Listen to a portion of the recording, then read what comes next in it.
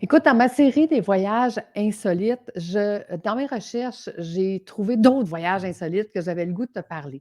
Donc, si tu as manqué les 2 derniers épisodes où est-ce que je te parlais des voyages insolites partie 1, partie 2, je t'invite à aller réécouter ces épisodes. Aujourd'hui, je vais te présenter d'autres voyages insolites qu'on pourrait faire ensemble et qui vont t'amener vraiment dans un autre monde. Dans un premier temps, la Moldavie. La Moldavie, c'est un pays européen dans la liste des pays hors du temps, recouvert d'églises orthodoxes, les monuments médiévaux et une population réputée très généreuse qui accueille à bras ouverts. Donc, si tu aimes tout ce qui est médiéval, imagine aller en Moldavie et de vivre un grandeur nature directement dans ton voyage. La Birmanie est officiellement coupée du monde. Ça fait moins de 20 ans maintenant que ça a été découvert. Donc, on est encore conservé des traditions spirituelles qui en font un des pays les plus dépaysants au monde. Il possède un grand potentiel patrimoine culturel extrêmement riche. Donc, quand on s'en va en Birmanie, on s'en va vraiment dans un autre monde, dans un autre temps. Et si tu aimes les voyages spirituels, écoute, ça va te sortir de ta zone vraiment à un autre niveau.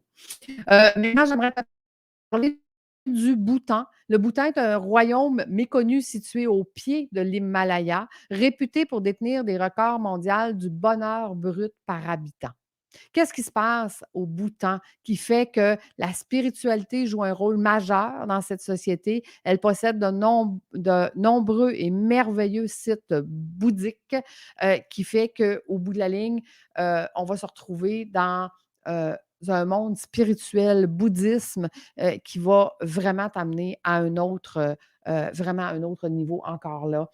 Ce sont tous des voyages qui viennent te sortir de ton quotidien et ton ordinaire, mais surtout qui viennent de te sortir du monde touristique, qui viennent te sortir du monde connu des touristes de voyage. La Nouvelle-Calédonie, c'est une île au bout du monde en Océanie qui rime avec eau translucide, lagon bleu, sable blanc et destination dépaysante à souhait. Elle regorge de paysages paradisiaques et de forêts vierges. Sa culture en haute couleur. Donc, ce que tu vas voir là-bas, c'est une immersion à travers un paysage époustouflant qui va vraiment t'amener à regarder notre belle planète vraiment à un autre niveau.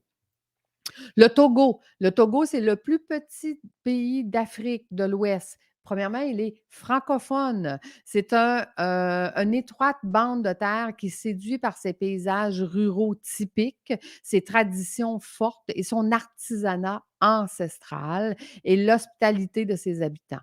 Il possède des parcs nationaux vallonnés, des cultures empreintes de magie et de rituels.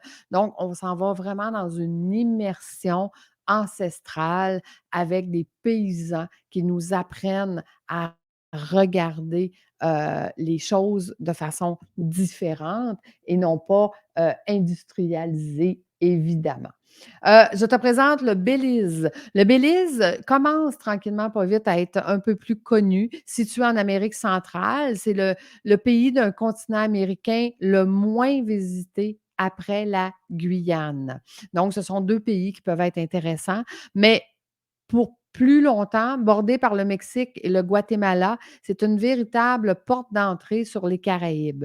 Le Belize, recouvert de jungle, se cache des sites de Maya incroyablement bien conservés et également doté de plages de sable fin dignes des plus belles cartes postales.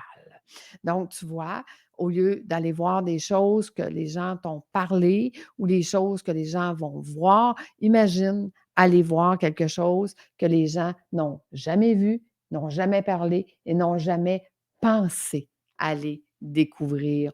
Pour moi, l'effort que tu mets dans ton entreprise, l'effort que tu mets pour réussir ta vie. Réussir sa vie, c'est quoi? Si ce n'est pas d'en profiter. Tu sors de ta zone de confort dans ton entreprise constamment. Mais sortir de sa zone de connaissances, sortir de sa zone industrialisée, sortir de qu'est-ce qui est connu et aller vers l'inconnu, aller vers l'insolite, aller vers de quelque chose qui est, vraiment extraordinaire, que tu ne pensais pas que ça allait t'amener à être si différent après avoir vécu cette expérience. Parce que chacun des voyages que je t'ai proposés dans les 3 derniers épisodes, ce sont tous des voyages qui viennent modifier l'ADN d'un être humain. Ça nous amène beaucoup plus loin, autant spirituellement, mentalement, émotionnellement et je te dirais, heu, humainement, tout simplement. As-tu le goût de vivre ce genre de voyage humain? Moi, j'ai vraiment le goût de partir avec toi. Écoute, un petit rendez-vous découverte? On en jase, puis on jase de ton projet de vie.